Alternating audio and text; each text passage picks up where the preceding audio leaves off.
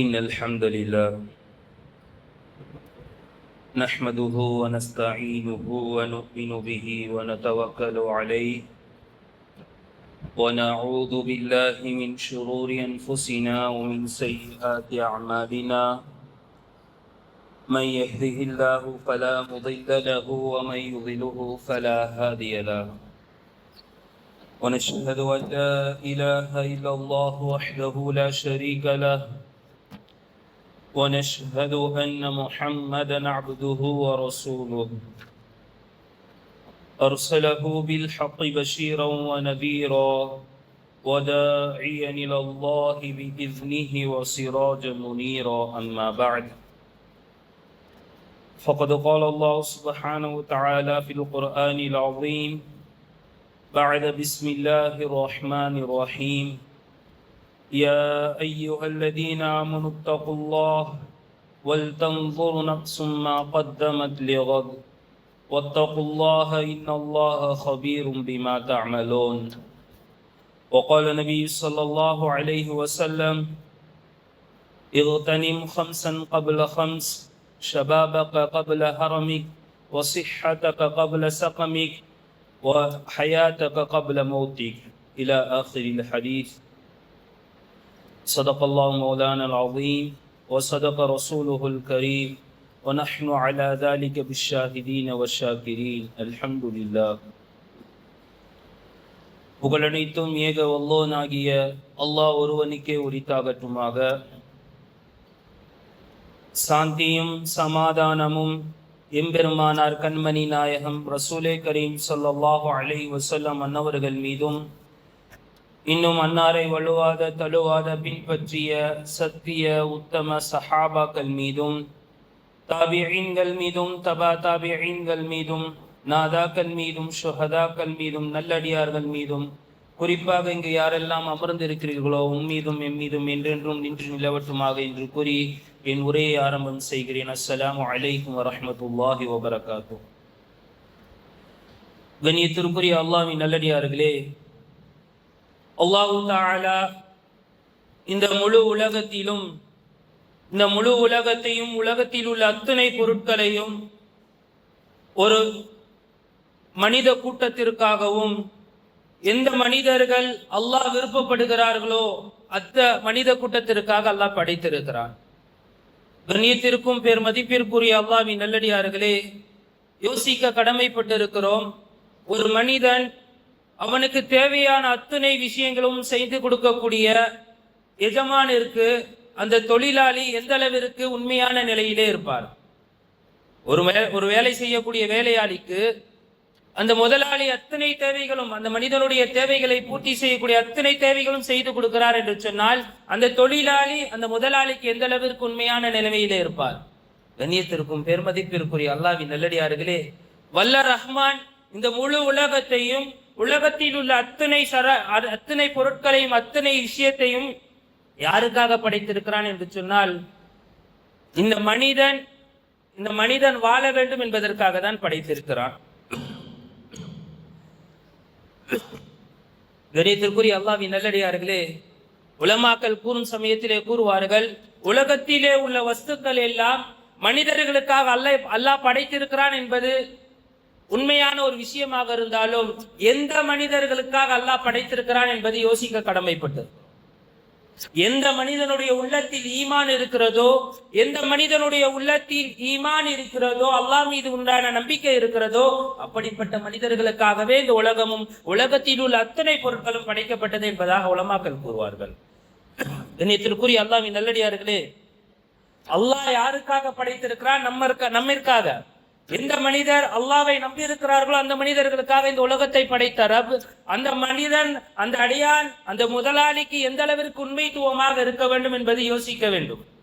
ஒரு தொழிலாளிக்கு தேவையுடைய எத்தனை தேவைகளும் முதலாளி செய்து கொடுக்கிறான் என்று சொன்னால் அந்த முதலாளிக்கு அந்த தொழிலாளி உண்மையான நிலைமையில இருப்பார். அதே போன்றுதான் இந்த உலகத்திலே வாழக்கூடிய முக்மீனான முஸ்லிமான அடியார்கள் நம்முடைய தேவைகளை தீர்க்கும் விதத்திலே நம்முடைய தேவைகளை பூர்த்தி செய்ய வேண்டும் என்ற நோக்கத்திலே அல்லாஹ் படைத்து கொடுத்திருக்கக்கூடிய ஒவ்வொரு வஸ்துக்களுக்கும் அல்லாஹ்விற்கு நாம் நன்றி செலுத்தக்கூடிய அடியார்களாக உண்மையான அடியார்களாக இருக்க வேண்டும் என்ற நோக்கத்திலே தான் அல்லாஹ் படைத்திருக்கிறார். கண்ணியத்திற்குரிய அல்லாஹ்வின் நல்லடியார்களே, உலகத்திலே நாம் பார்த்தோம் என்று சொன்னால் தீனுல் இஸ்லாம் என்று சொல்லக்கூடிய இந்த தீனுடைய மார்க்கம் என்பது மட்டும்தான் மார்க்கமாக பார்க்கப்படும். உலகத்திலே மற்ற விஷயங்கள் எல்லாம் மதமாக தான் கருதப்படும். மார்க்கம் என்று சொன்னால் அது உலகத்தில் அது தீனாக மட்டும்தான் இருக்கிறது. உண்மை நிலையை அறிந்த மக்களுக்கு இந்த தீன் வழிகாட்டக்கூடியதாக இருக்கும். எந்த மனிதர் இந்த தீனை மறுக்கிறாரோ, எந்த மனிதர் இந்த தீனுடைய விஷயத்திலே பொதுபோக்காக இருக்கிறாரோ, அப்படிப்பட்ட மனிதர்களுக்கு இந்த தீனுடைய வாழ்க்கை என்பது ஒரு சர்வசாதாரணமாக ஆகிறது. இன்று நாம் எல்லாம் பார்க்கக்கூடிய காட்சிகள் ஏராளம் ஏராளம். இன்று ஒவ்வொரு தினமும் பேப்பர் எடுத்து படிச்சோம்னா இந்த புள்ள அங்க போயிருச்சு, இத்தனை பேர் கொலை, இத்தனை பேர் தவறான முறையில சென்று கொண்டிருக்கிறார்கள். குறிப்பாக வாலிப சமூகம் போதை என்று சொல்லக்கூடிய அந்த தவறிய வழியில தன்னுடைய வாழ்க்கையை கழித்துக் கொண்டு இருக்கிறார்கள். எத்தனையோ விஷயங்களை நாம் காண்டும் கூட நம்முடைய ஈமான் சரியாகவில்லை என்று சொன்னால் நம்மிடத்தில் எந்த விதமான பிரயோஜனம் இல்லை, நாம் முஸ்லீம் என்று சொல்வதற்கு கூட அர்த்தம் கிடையாது. கண்ணியத்திற்குரிய அல்லாஹ்வின் நல்லடியார்களே, யோசிக்க வேண்டும். இந்த உலகத்திலே நாம் எல்லாம் ஒரு உயர்தரமான மார்க்கத்திலே இருந்து கொண்டு இருக்கிறோம். உயர்தரமான ஒரு மார்க்கத்திலே இருந்து கொண்டு அதனுடைய வரைமுறைகளை நாம் பின்பற்றாவிட்டால் நாம் எல்லாம் அந்த மார்க்கத்தில் இருந்தும் இல்லாதவர்களை போதும்.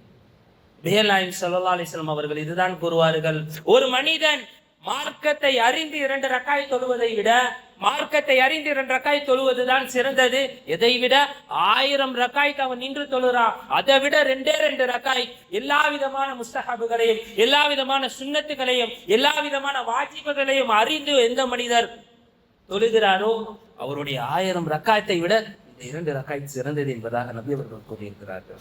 ஆக கண்ணியத்திற்கும் பேர் மதிப்பிற்குரிய அல்லாஹ்வின் நல்லடியார்களே, நாம் எல்லாம் இன்று தீனுல் இஸ்லாம் என்று சொல்லக்கூடிய ஒரு உயர்தரமான மார்க்கத்திலே இருக்கிறோம். இந்த தீனுல் இஸ்லாமை நாம் எந்த அளவிற்கு பின்பற்றக்கூடியவர்களாக இருக்க வேண்டும், இந்த தீனுடைய மார்க்கத்தை நாம் எந்த அளவிற்கு உள்வாங்கக்கூடியவர்களாக இருக்க வேண்டும் என்பது நம் மீது கடமையாக இருக்கிறது.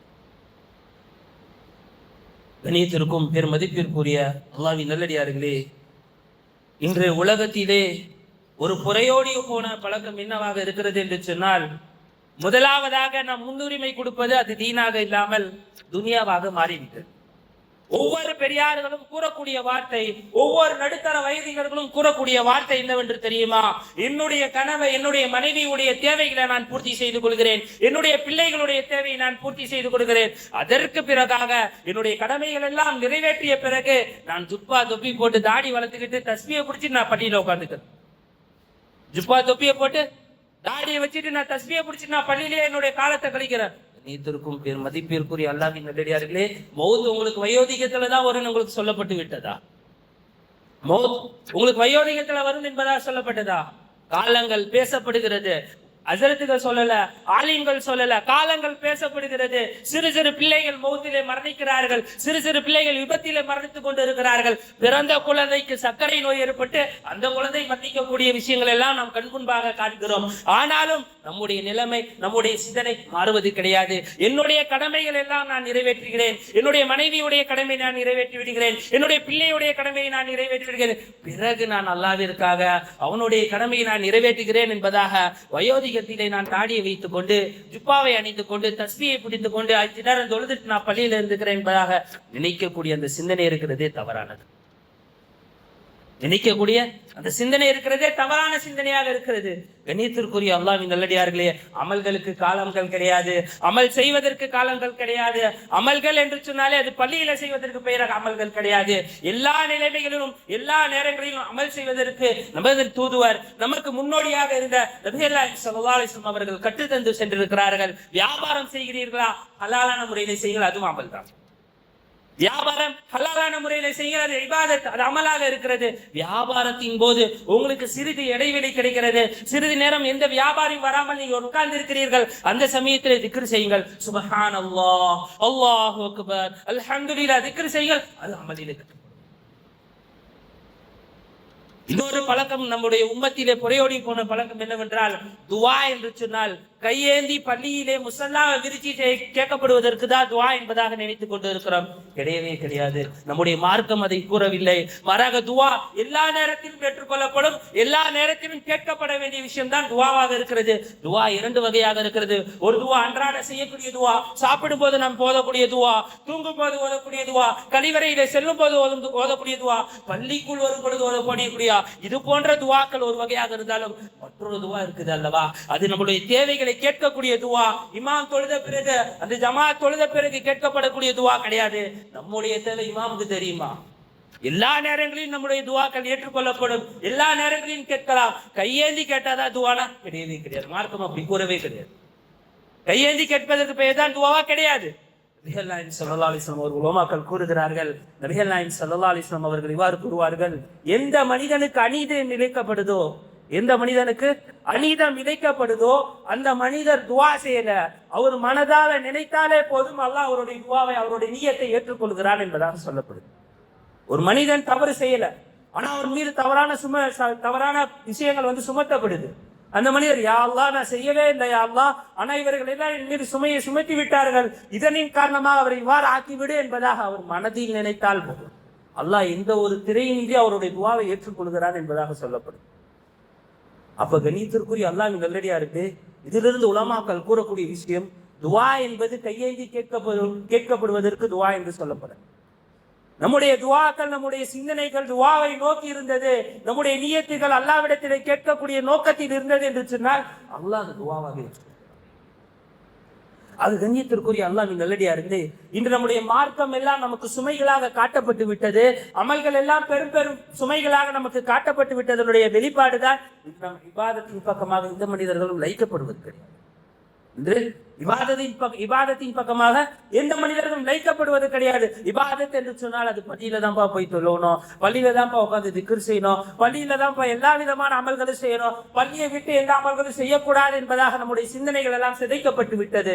கண்ணியத்திற்கும் பெருமதிப்பிற்குரிய அல்லாஹ்வின் நல்லடியார்களே, வாழ்க்கையிலே செய்யக்கூடிய ஒவ்வொரு விஷயத்திலும் அன்னாருடைய வாழ்க்கையை பின்பற்றக்கூடியவதாக இருந்தால் அது முழுக்கை இபாதத். நபிகள் நாயகம் ஸல்லல்லாஹு அலைஹி வஸல்லம் அவர்கள் கூறுவார்கள், அஸ்ஹாபி கன் நுஜூம், என்னுடைய தோழர்கள் எல்லாம் வானத்திலே மின்னக்கூடிய நட்சத்திரங்களை போன்று. யாராவது ஒரு தோழரை நீங்கள் பின்பற்றுங்கள், என்ன விட்டுருங்க, என்னுடைய தோழர்கள் இருந்து யாராவது ஒருத்தரை நீங்க பின்பற்றுங்க, நீங்க நேரான பாதை அடைஞ்சு. ஏன்னா என்னுடைய தோழர்கள் என்னுடைய சொல்லுக்கு அப்படியே மெய்மறக்கக்கூடியவர்களாக இருப்பார்கள். என்னுடைய சொல் ஒன்று நிகழ்ந்து விட்டது என்று சொன்னால் அதை உடனே இபாதத் செய்யக்கூடியவர்களாக, அமல் செய்யக்கூடியவர்களாக மாறி விடுவார்கள். அப்ப என்னுடைய தோழர்களிலிருந்து யாராவது ஒருவரை நீங்கள் பின்பற்றினாலும் நேரான பாதை நீங்கள் அடைந்து விடுவீர்கள் என்பதாக ஸல்லல்லாஹு அலைஹி வஸல்லம் அவர்கள் கூறியிருக்கிறார்கள். அது கண்ணியத்திற்குரிய அல்லாஹ்வின் நல்லடியார்களே, நபிகள் நாயகம் ஸல்லல்லாஹு அலைஹி வஸல்லம் அவர்கள் எண்ணற்ற உபதேசங்கள் செய்திருக்கிறார்கள், எண்ணற்ற உபதேசங்கள் செய்திருக்கிறார்கள். அதிலே ஒரே ஒரு உபதேசம், ஒரே ஒரு ஹதீஸை மட்டும் நான் சொல்லி என்னுடைய உரையை நிறைவு செய்கிறேன். நபிகள் நாயகம் ஸல்லல்லாஹு அலைஹி வஸல்லம் கூறுவார்கள், இக்தனிம் ஹம்ஸன் கப்ல ஹம்ஸ், இக்தனிம் ஹம்ஸன் கப்ல ஹம்ஸ், 5 நிலைகளை நீங்கள் அடைவதற்கு முன்பதாக உங்களுடைய 5 நிலைகளை நீங்கள் சீராக்கி கொள்ளுங்கள் என்பதாக நபி அவர்கள் கூறுவார்கள். முதலாவது ஷபாபக கப்ல ஹரபி, உலகத்தில வாழக்கூடிய எந்த மனிதரும் கூறிவிட முடியாது நான் வாலிபத்திலே என்னுடைய வாழ்க்கை கழியும் என்பதாக. எந்த மனிதரும் கூறிவிட முடியாது என்னுடைய வாழ்க்கை வாலிபத்திலே கழியும் என்பதாக எந்த மனிதரும் கூறிவிட முடியாது. அவனும் ஒரு நாள் வயோதிகத்தை அடையத்தான் போகிறான். அந்த வயோதிகம் வருவதற்கு முன்பதாக உங்களுடைய வாலிப நாட்களை பயன்படுத்திக் கொள்ளுங்கள். உங்களுடைய வாலிப நாட்களை பயன்படுத்திக் கொள்ளுங்கள். எப்படி பயன்படுத்துவது? இபாதத்களை கொண்டு நீங்கள் பயன்படுத்திக் கொள்ளுங்கள் என்பதாக நபிகள் நாயகம் ஸல்லல்லாஹு அலைஹி வஸல்லம் அவர்கள் கூறியிருக்கிறார்கள். யோசித்து பார்க்க வேண்டும். வாலிபர்களுக்கு கொடுத்த முன்னுரிமையை போன்று வேற எந்த பெரும் பெரும் மூத்த சஹாபாக்கள் இருக்கும் சமயத்தில் கூட நபி அவர்கள் வாலிபர்களுக்கு முன்னுரிமை கொடுத்திருக்கிறார்கள். ஒரு போருடைய சமயத்திலே பெரும் பெரும் சஹாபாக்கள், ஹஸரத் உமர் ரலியல்லாஹு அன்ஹு, அது போன்ற பெரும் பெரும் சஹாபாக்கள் இருக்கக்கூடிய சமயத்திலே வாலிப சஹாபியை தலைவராக்கி அந்த போரை நடத்தும்படி நபி அவர்கள் சொல்லியிருக்கிறார்கள் என்று சொன்னால் வாலிபத்தை நபி அவர்கள் எந்த அளவிற்கு முன்னுரிமை கொடுத்திருக்கிறார். ஒரு விஷயத்தை சொல்கிற ஆச்சரியமாக தான் இருக்கும். எந்த மனிதன் வாலிபத்திலே அமல்களை கொண்டு கழித்தானோ அந்த மனிதன் வயோதிகத்தை அடைந்து, வயோதிக பருவத்தை அடைந்து அந்த சமயத்தில் அவனால் அமர முடியாமல், அவனால் தொழ முடியாமல், அவனால் திக்ர் செய்ய முடியாமல், அவனால் குர்ஆன் ஓத முடியாமல் இருந்தாலும் வாலிபத்திலே செய்த அந்த தொழுகைகளும் அந்த குர்ஆன் திலாவத்துகளும் அந்த திக்ருகளும் அவனுக்கு நன்றிகளாக எழுதப்பட்டு கொண்டு இருக்கும் என்பதாக நபிகள் ஸல்லல்லாஹு அலைஹி வஸல்லம் அவர்கள் கூறியிருக்கிறார். யோசித்து பார்க்க வேண்டும். வாலிபர்களுடைய முக்கியத்துவத்தை நபி அவர்கள் உணர்த்துவதற்காக ஒரு வாலிப செல்வன், ஒரு வாலிபத்திலே வசிக்கக்கூடிய வாலிபர் உலகத்திலே வாழும் சமயத்திலே வாலிப காலகட்டத்தை அல்லாஹ்விற்கு பிடித்தமான முறையில அவர் கழிக்கிறார், அமல்களை கொண்டு நிறைவு செய்கிறார். வாலிப காலகட்டத்தில் அல்லாஹ்வுடைய எத்தனை கடமைகளையும் பின்பற்றுகிறார், குறிப்பாக அன்னாருடைய வாழ்க்கையை பின்பற்றுகிறார். அவர் வயோதிகத்தை அடையும் சமயத்திலே, வயோதிக நிலையை அவர் அடையும் சமயத்திலே அவரால் தொலை இயலவில்லை, முட்டி கால் வலிக்குது, நின்று தொலை முடியவில்லை, ஆசையாக தான் இருக்கும். வயோதிகத்திலே நாம், வாலிபத்திலே நாம் தொழவில்லை, வயோதிகத்திலாவது நாம் தொழ வேண்டும் என்று எண்ணக்கூடிய எத்தனையோ பெரியார்கள் அவன் வாலிபத்திலே சரியான முறையில நின்று தொழுதான், நஃபிலான வணக்கங்களை செய்தான், சுன்னத்தான வணக்கங்களை செய்தான். ஆனால் அவனுடைய வயோதிக காலகட்டத்திலே அமல் செய்ய முடியவில்லை. ஆனாலும் அவனுடைய கணக்கேட்டிலே அவனுக்கு நன்மை எழுதி கொண்டு இருப்பான். காரணம், அவன் வாலிபத்தை சரியான முறையில் கழித்தான். இதைதான் நபி அவர்கள் கூறினார்கள், இகுதனிம் ஹம்சன் கப்ல ஹம்ஸ், 5 காரியங்களை, 5 நிலையை நீங்கள் அடைவதற்கு முன்பதாக 5 நிலைகளை நீங்கள் பொருந்திக் கொள்ளுங்கள், அதை கனிமத்தாக எடுத்துக்கொண்டு அதை நீங்கள் அமல்களிலே பூர்த்தி செய்யுங்கள் என்பதாக சொன்னார்கள். முதலாவது ஷபாபக கப்ல ஹரமி, வாலிபத்திற்கு முன்பதாக, வயோதிகத்திற்கு முன்பதாக வாலிபத்தை பயன்படுத்திக் கொள்ளுங்கள். இரண்டாவதாக சொன்னார்கள் சிஹதக கப்ல சகம், இந்த உலகத்திலே இன்று இருக்கக்கூடிய இந்த காலகட்டத்திலே எந்த மனிதனும் கூறிவிட முடியாது, எனக்கு நோய்வாய் வராமல் நான் இருப்பேன், நான் ஆரோக்கியமாகவே தான் என்னுடைய வாழ்க்கை முழுக்க நான் கழிப்பேன் என்பதாக எந்த மனிதரும் கூறிவிட முடியாது.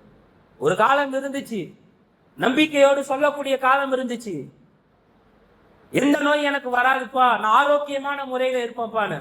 இன்று இருக்கக்கூடிய காலம் எல்லா மனிதர்களும் நோய்வாய்ப்பட்டு, எல்லா மனிதர்களும் வெளியே செல்லக்கூடிய சமயத்திலே, வெளியூருக்கு செல்லக்கூடிய சமயத்திலே மாத்திரை பேக்னு சொல்லிட்டு ஒரு பேக் எடுத்துட்டு போகக்கூடிய காலம். அன்றைய காலத்தை யோசித்து பார்த்தால், பெரியார்களை கேட்டு பார்த்தால், நம்ம வீட்டில் வசிக்கக்கூடிய தாத்தா பாட்டிகளை கேட்டு பார்த்தால் சொல்லுவார்கள், அன்று அவர்கள் வெளியூர் செல்லும் சமயத்திலே மாத்திரைக்கு என்று ஒரு பேக் வைத்திருந்தார்களா?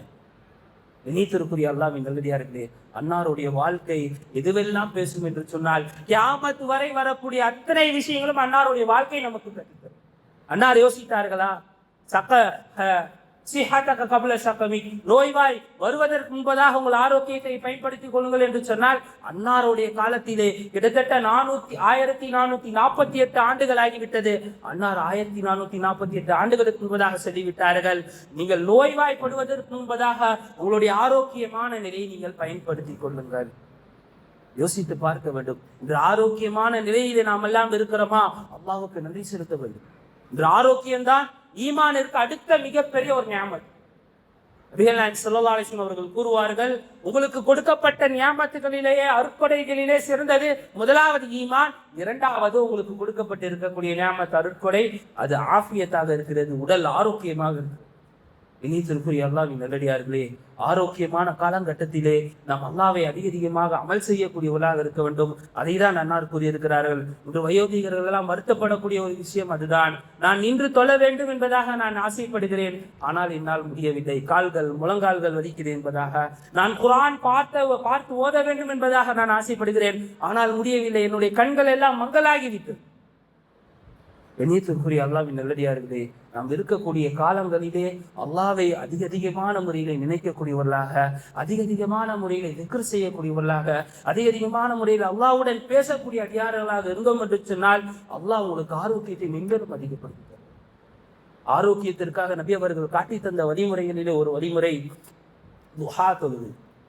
துஹாவுடைய தொழுகை இருக்கிறதே, நம் உடம்பிலே இருக்கக்கூடிய ஒவ்வொரு எலும்பிற்கும் சுக்குர் செய்யக்கூடிய விதத்துல, நன்றி செலுத்தக்கூடிய விதத்துல நபிகள் ஸல்லல்லாஹு அலைஹி வஸல்லம் அவர்கள் துஹாவுடைய தொழுகை ஏற்படுத்தி கொடுத்திருக்கிறார்கள். சஹாபாக்கள் எல்லாம் ஒரு தடவை நபி அவர்கள் சஹாபாக்கள் எல்லாம் ஏலான் செய்கிறார்கள், உங்களிடத்தில் இருக்கக்கூடிய செல்வங்களிலிருந்து சிறிய செல்வங்களை நீங்கள் சதகா செய்து விடுங்கள் என்பதாக சொல்லப்படுது. ஏனென்றால் உங்களுடைய உடம்பில் இருக்கக்கூடிய ஒவ்வொரு பாட்களுக்கும் நீங்கள் சதகா செய்தே ஆக வேண்டும் என்பதாக சஹாபாக்களுக்கு நபி ஸல்லல்லாஹு அலைஹி வஸல்லம் அவர்கள் சொன்ன சமயத்திலே நபிகள் ஸல்லல்லாஹு அலைஹி வஸல்லம் அவர்களிடத்திலே சில ஏழை சஹாபாக்கள் கேட்கிறார்கள், யா ரசூலல்லாஹ், செல்வம் உள்ள சஹாபாக்கள் எல்லாம் சதகா செய்கிறார்கள், எங்களால் சதகா செய்ய முடியவில்லையே யா ரசூலல்லாஹ், எங்களிடத்திலே எங்களுடைய தேவையை பூர்த்தி செய்யும் அளவிற்கு கூட பணம் செல்வம் எங்களிடத்திலே இல்லை என்பதாக நபி அவர்களிடத்திலே கேட்ட சமயத்திலே அன்னார் காட்டி தந்த வழிதான் துஹாவுடைய தொழுகை எந்த மனிதர் தொழுகிறாரோ அவருடைய உடம்பில் உள்ள ஒவ்வொரு எலும்புகளுக்கும் அவர் நன்றி செலுத்த அடியாராக மாறிவிடுவார் என்பதாக நபி அவர்கள் கூறியிருக்கிறார்கள். கணியத்திற்குரிய அல்லாஹ்வின் நல்லடியார்களே, நபி அவர்கள் கூறியிருக்கிறார்கள், ஈமானிற்கு பிறகு அடுத்த ஒரு அருட்கொடை நியாமத் என்று சொன்னால் அது ஆஃபியத் என்றால், ஆஃபியத்தை நாம் இந்த அளவிற்கு அல்லாஹ்விடத்திலே வேண்டக்கூடியவர்களாக துஆ செய்யக்கூடியவர்களாக இருக்கிறோம். அதனால்தான் நபி அவர்கள் கூறுவார்கள், உங்கள் ஆரோக்கிய நிலையை நீங்கள் சரியான முறையிலே பயன்படுத்துங்கள், அல்லாஹ் உங்களுடைய வயோதிக நிலை நோய் உற்ற நிலையில அல்லாஹ் உங்களுக்கு எல்லா விதமான உதவியும் செய்வார். மூன்றாவதாக நபி ஸல்லல்லாஹு அலைஹி வஸல்லம் அவர்கள் கூறுவார்கள், உங்கள் கபல சுகுலி, நீங்கள் எப்பொழுதும் பிஸியாக தான் இருப்பீர்கள். அந்த ஃப்ரீ டைம்னு கொஞ்சம் கிடைக்கும்ல, அந்த ஃப்ரீ டைமை வச்சு நீங்க அந்த பிஸியான நேரத்தை விட்டு நீங்க அந்த ஃப்ரீ டைம்ல என்ன நீங்க அமல் செய்து கொள்ளுங்கள் என்பதாக கூறுவார்கள். இந்த ஹதீஸ், இந்த வார்த்தை உலமாக்கள் இந்த கொரோனா காலகட்டத்திலே அழகான முறையில விவரித்து காமித்தார்கள். எல்லா மனிதர்களும் எல்லா நேரங்களிலும் சுகலத்தான நிலையில பிஸியாகவே தான் இருந்தார்கள். கொரோனா ஒரு காலகட்டம், எல்லா மனிதனும் வீட்டிலே முடங்கி இருக்கக்கூடிய காலகட்டம், எந்த விதமான பேரிதளவு வேலை கிடையாது, வீட்டிலே இருந்தார்கள். அந்த நேரத்தை நீங்கள் பயன்படுத்தினீர்கள் என்று சொன்னால் உங்களுக்கு அந்த பிஸியா இருக்கக்கூடிய நேரத்தை அல்லாஹ் பாதுகாக்கக்கூடியவனாக இருக்கிறான். நம்முடைய ஃப்ரீயான நேரம்னா என்ன? நம்ம கடையில உட்கார்ந்து இருக்கோம், கடையில உட்கார்ந்து நம்ம அமல் செய்ய முடியல, ஆனா நமக்கு ஒரு 5 நிமிஷம், ஒரு 2 நிமிஷம், ஒரு நிமிஷம், ஒரு 10 செகண்ட், ஒரு 3 செகண்ட் கிடைக்குது. அந்த நேரத்தில் நம்ம தஸ்பீஹ் செய்றோம், சுப்ஹானல்லாஹ், அல்ஹம்துலில்லாஹ், அல்லாஹ் அக்பர் தஸ்பீஹ் செய்றோமே. இதுதான் மிகப்பெரிய நம்மளுக்கு கிடைக்கக்கூடிய மிகப்பெரிய ஒரு ஃப்ரீ டைம். இதுதான் மிகப்பெரிய ஒரு ஃப்ரீ டைம். அதைதான் நபி அவர்கள் சொல்வார்கள், நீங்கள் பிஸியாவதற்கு முன்பதாக உங்களிடத்தில் இருக்கக்கூடிய அந்த ஃப்ரீயான நேரத்தை நீங்கள் அமல்களின் பக்கமாக ஈர்த்துக் கொள்ளுங்கள், அமல்கள் செய்வதில் நீங்கள் ஈர்த்துக் கொள்ளுங்கள் என்பதாக நபி அவர்கள் கூறுவார்கள். நான்காவதாக நபி அவர்கள் கூறுவார்கள், உங்களுடைய வாழ்க்கை இருக்கிறதே மிக மிக முக்கியமான ஒரு வாழ்க்கையாக இருக்கிறது. இந்த வாழ்க்கையில ஹயாத்தக கபுல மௌத்தி, நீங்க மௌத்தை சந்திப்பதற்கு முன்பதாக உங்களுடைய ஹயாத்தை நீங்கள் அமல்களை கொண்டு பூர்த்தி செய்து கொள்ளுங்கள். யோசித்து பார்க்க வேண்டும். உலகத்திலே உண்மைப்படுத்தக்கூடிய எல்லா மனிதர்களும் எல்லா கூட்டத்தார்களும் உண்மைப்படுத்தக்கூடிய ஒரே ஒரு விஷயம் அது மௌத் மட்டும்தான். எல்லா மதத்தினரும் இதை உண்மைப்படுத்துகிறார்கள். எல்லா உயிருள்ள எல்லா விஷயங்களும் ஒரு நாள் அதை தீர்வு அது மௌத்தாக தான் போகிறது. அந்த மௌத் வருவதற்கு முன்பதாக உங்களுடைய வாழ்க்கையை நீங்கள் பயன்படுத்திக் கொள்ளுங்கள், கனிமத்தாக எடுத்துக் கொள்ளுங்கள் என்பதாக நபி அவர்கள் சொன்னார்கள். என்று சொன்னால் வாழ்க்கையிலே கழியக்கூடிய ஒவ்வொரு வினாடியும் நாளை அல்லாஹ்விடத்திலே கேள்வி கணக்கு இருக்கு. நம்ம எல்லாம் யோசித்துக் கொண்டு இருக்கிறோம். நம்ம இங்க எல்லாம் எப்படி நம்ம பொய் சொல்லிட்டு இருக்கோமோ அங்கேயும் போய் நம்ம பொய் சொல்லிடலாம். அல்யௌம நக்திமு அலா அஃப்வாஹிஹிம் வ துகல்லிமுனா ஐதீஹிம் வ தஷ்ஹது அர்ஜுலுஹும் பிமா கானூ யக்ஸிபூன். அல்லாஹ் குர்ஆன்ல அல்லாஹ் கூறி காட்டுறா, அல்யௌம நக்திமு அலா அஃப்வாஹிஹிம், அன்றைய தினம் மறுமை நாளில் அந்த கேள்வி கணக்குக்காக நிக்க வைக்கக்கூடிய அந்த தினம் எப்படி இருக்கும்? உங்களுடைய வாய்களுக்கு பூட்டு போடப்பட்டிருக்கும். உங்களுடைய வாய்களுக்கு பூட்டு போட்டப்பட்டு விட்டுரும். நீங்க எந்தமே பேச முடியாது. உங்களுடைய கைகள் பேசும், நீங்கள் பாவங்கள் செய்த அந்த கரங்கள் பேசும், பாவத்திற்காக நடந்து சென்ற கால்கள் சாட்சி சொல்லும் என்பதாக அல்லாஹ் கொடுக்கிறான். நீத்திற்குரிய அல்லாஹ்வின் நல்லடியார்களே, இந்த வாழ்க்கை என்பது அல்லாஹ் கொடுத்த மிகப்பெரிய ஒரு நியாமத். இந்த நியாமத்தை நாம் எப்படி படுத்த விட வேண்டும்? இந்த நியாமத்திலே மிக சிறந்தது நாம் எல்லாம் இஸ்லாம் உள்ள அடியார்களாக முஸ்லிம் தாயுடைய வயிற்றில் நம்ம எல்லாம் பிறக்க செய்திருக்கிறான் என்று சொன்னால் இந்த வாழ்க்கையை நாம் எந்த அளவிற்கு புரோஜனம் உள்ள வாழ்க்கையாக நாம் மாற்ற வேண்டும். இந்த வாழ்க்கை நாம் எந்த அளவிற்கு புரோஜனம் உள்ள வாழ்க்கையாக மாற்ற வேண்டும். ஸல்லல்லாஹு அலைஹி வஸல்லம் அதை தான் கூறுகிறார்கள், ஹயாத்தக கபுல மௌத்தி, நீங்கள் மரணம் அடைவதற்கு முன்பதாக அவங்களுடைய வாழ்க்கை சரியான முறையில் பயன்படுத்திக் கொள்ளுங்கள். இன்று வாழ்க்கை நாம் எல்லாம் யோசித்துக் கொண்டிருக்கிறோம். நான் ஆரம்பத்திலே சொன்னதை போன்றுதான் நாம் எல்லாம் எப்படி ஒரு குறையோடி போன பழக்கத்தில் இருக்கிறோம் என்று சொன்னால், நாம் சிறிது காலம் இவ்வாறு வாழ்ந்து கொள்ளுகலாம். நம்முடைய வாலிப காலகட்டத்தை எல்லாம் நம்முடைய குடும்பத்திற்காகவும் நம்முடைய கொண்டாட்டி பிள்ளைகளுக்காகவும் கழித்து விடலாம். அவர்களுடைய கடமைகளை எல்லாம் நிறைவேற்றி விடலாம். நம்ம வயோதிகத்தை அடையும் சமயத்திலே நம்முடைய கடமைகள் எல்லாம் நிறைவேற்ற பிறகு நாம் ஜுப்பா தாடியை வச்சுட்டு தஸ்பியை பிடிச்சிட்டு பள்ளியில் 5 நேரம் தொழுதுட்டு அல்லாஹ் நம்ம மறுமைக்கு உண்டான வாழ்க்கைக்கு நம்ம சேமிப்பு செஞ்சுக்கலாம் நினைச்சு கொண்டு இருக்கிறோம். இனித்திற்குரிய அல்லாஹ்வின் நல்லடியார்களே, யாரும் கூறிவிட முடியாது. யாராவது ஒருத்தர் கை தூக்குங்க, எனக்கு இந்த நேரத்துல இந்த வயசுல இருக்க சமயத்துலதான் எனக்கு மௌத் வரும் என்பதாக யாராவது ஒருத்தராவது கூற முடியுமா? யாரும் கூறிவிட முடியாது. யாரும் எதிர்பாராத விதத்திலே மௌத்தை நாம் சந்திக்கக்கூடியவர்களை நாம் பார்க்கிறோம். எத்தனையோ விஷயங்களை பார்க்கிறோம். எத்தனையோ வாலிபர்கள் மௌத்தாகி கொண்டிருக்கிறார்கள் விபத்தின் மூலமாக, தவறான பழக்கத்தின் மூலமாக. எத்தனையோ வாலிப பெண்கள் தவறான எண்ணத்தின் மூலமாக மரணித்துக் கொண்டிருக்கிறார்கள். கண்ணியத்திற்குரிய அல்லாஹ்வின் நல்லடியார்களே, அல்லாஹ் நமக்கு கொடுத்திருக்கக்கூடிய இந்த ஹயாத், இந்த வாழ்க்கை இருக்கிறது ஒரு அமானிதம். அதைதான் நபி அவர்கள் கூறுவார்கள், குல்லுக்கும் ராயின் வ குல்லுக்கும் மஸ்ஊலுன் அன் ரஇயதி. உங்களுக்கு கொடுக்கப்பட்டிருக்கக்கூடிய இந்த வாழ்க்கை ஒரு அமானிதமாக இருக்கிறது. இந்த வாழ்க்கையில நீங்கள் கடிக்கக்கூடிய ஒவ்வொரு வினாடிக்கும் நாளை மறுமையிலே கேள்வி கணக்கு கேட்கப்பட்டே தீர்வீர்கள். அன்றைய தினத்திலே நீங்கள் எந்த விதமான பொய்களும் கூற முடியாது. அல்லாஹ் உங்களுடைய வாய்களுக்கு திரையிட்டு விடுவான். உங்களுடைய வாய்களுக்கு பூட்டு போட்டு விடுவான். உங்களுடைய கரங்கள் பேசும், உங்களுடைய கால்கள் பேசும் என்பதாக அல்லாஹ் காட்டுகிறான். ஆக கண்ணியத்திற்குரிய அல்லாஹ்வின் நல்லடியார்களே, நாம் எல்லாம் முஹர்ரமுடைய மாதத்தில் அமர்ந்திருக்கிறோம். சிறப்பிற்குரிய மாதமாக இருக்கிறது. இந்த மாதத்துடைய சிறப்பெல்லாம் நம்ம எல்லாம் ஆல்ரெடி எல்லாம் நமக்கு எல்லாம் தெரிந்த விஷயமாக தான் இருக்கிறது. இந்த மாதம் இருக்கிறது மிகவும் கண்ணியம் வாய்ந்த மாதமாக இருக்கிறது. நபி மூசா அலைஹிஸ்ஸலாம் அவர்கள் வெற்றி கொள்ளப்பட்ட மாதம், ஃபிரௌன் மூழ்கடிக்கப்பட்ட மாதம், நூஹ் அலைஹிஸ்ஸலாம் அவர்கள் அவர்களுடைய கப்பல் ஜூதி மலையின் பக்கமாக ஒதுங்கிய மாதம். இது போன்ற எண்ணற்ற வரலாறுகள் இந்த முஹர்ரமுடைய மாதத்திலே இருக்கிறது. குறிப்பாக இந்த முஹர்ரம் மாதத்தை பற்றி அல்லாஹ் கூறும் சமயத்திலே இந்த முஹர்ரம் மாதம் என்பது அல்லாஹ்வுடைய மாதம் என்பதாக அல்லாஹ் கூறி காட்டுகிறார். அவர்கள் கூறுவார்கள், அந்த முஹர்ரமுடைய மாதம் அல்லாஹ்வுடைய மாதம் என்பதாக கூறுவார்கள். இந்த மாதத்தில் அதிகமான முறையில் நஃபிலான நோன்புகள் இருக்கிறது, நம் மீது சிறந்ததாக இருக்குது. நபி அவர்கள் அதை தான் நமக்கு வகுத்தும் கொடுத்திருக்கிறார்கள், வழிகாட்டியும் கொடுத்திருக்கிறார்கள். குறிப்பாக இந்த முஹர்ரமுடைய மாதத்திலே ஆஷுரா என்று சொல்லக்கூடிய அந்த ஆஷுரா நோன்பை நோற்பது நம் மீது சுன்னத்தாக இருக்கிறது. இந்த ஆஷுரா சம்பந்தமாக மார்க்கத்திலே நபி அவர்கள் 4 விதமான வழிகள் காட்டியிருக்கிறார்கள். ஆரம்ப காலகட்டத்திலே நபி அவர்கள் மக்காவில் இருந்த சமயத்திலே இந்த ஆஷுரா தினத்தன்று தனியாக அவர்கள் யாரிடத்திலும் கூறாமல், எந்த விதமான ஏளனம் செய்யாமல் அவர்கள் தானாகவே அவர்கள் நோன்பு நோக்கக்கூடியவர்களாக இருப்பார்கள். இரண்டாவதாக வழிமுறை நபி அவர்கள் காட்டியிருந்த வழிமுறை, நபி அவர்கள் மக்காவிலிருந்து மதீனாவிற்கு வந்த பிறகு அன்று அங்க இருக்கக்கூடிய மக்களுக்கு எல்லாம் ஏளான் செய்கிறார்கள். எந்த அளவிற்கு என்று சொன்னால், அங்க இருக்கக்கூடிய மக்களுக்கெல்லாம் ஏலான் செய்து, அப்பொழுது நபி அவர்கள் மக்காவிலிருந்து மதீனாவிற்கு வந்த பிறகு, அவர்கள் இத்தனை செய்து வந்த பிறகு, அப்பொழுது ரமலானுடைய மாதம் நோன்பு கடமையாக்கப்படவில்லை. அப்பொழுது நபி அவர்கள் இந்த ஆஷுரா நோன்பை மக்களுக்கு கடமையாக்கும்படி, கடமை என்பதாக நபி ஸல்லல்லாஹு அலைஹி வஸல்லம் அவர்கள் மக்களுக்கு ஏலான் செய்கிறார்கள். இந்த அளவுக்கு என்று சொன்னால், யாரெல்லாம் சாப்பிடாமல் இருக்கிறீர்களோ அவர்கள் எல்லாம் சாப்பிடாமல் இருந்து விடுங்கள், யாரெல்லாம் சாப்பிட்டு இருக்கிறீர்களோ அவர்கள் இதற்கு மேல் சாப்பிட வேண்டாம் என்பதாக யௌமுல் ஆஷுரா அன்னைக்கு நபி அவர்கள் கூறினார்கள். மூன்றாவது நபி அவர்கள் காட்டி தந்த வழிமுறை, நபிகள் நாயகம் ஸல்லல்லாஹு அலைஹி வஸல்லம் அவர்கள் எப்பொழுது ரமலானுடைய நோன்பு கடமையாக்கப்பட்டதோ அதற்கு பிறகு இந்த ஆஷுராவுடைய நோன்பை கடமையில் இருந்து அந்தஸ்தை குறைத்து சுன்னத்தாக விருப்பப்பட்டவர்கள் வைத்துக் கொள்ளலாம். ஆனால் அன்னாருடைய வார்த்தையை நபியுடைய தோழர்கள் உடனே அமல் செய்வார்கள். யாரும் நோன்பை விடலை, எல்லாமே நோன்பு. கடமையான சமயத்தில் எப்படி வைத்தார்களோ அதே போன்று சுன்னத்துடைய அந்தஸ்து வந்த பிறகும் அங்க இருக்கக்கூடிய சஹாபாக்கள் எல்லாம் யாரும் நோன்பு விடாமல் ஆஷுராவுடைய நோன்பை வைத்தார்கள்.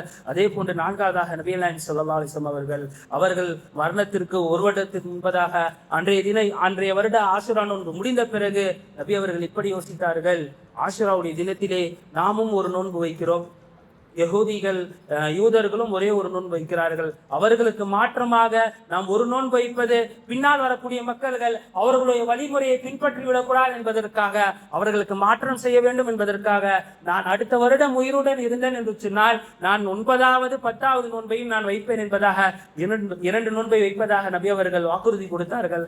ஆனால் அன்னார் அடுத்த வருடம் இல்லை, அன்னார் அவர்கள் மரணித்து விட்டார்கள். ஆனால் நபிகள் நாயகம் ஸல்லல்லாஹு அலைஹி வஸல்லம் அவர்கள் கூறிய அந்த ஹதீஸை சஹாபாக்கள் அமல் செய்தார்கள்.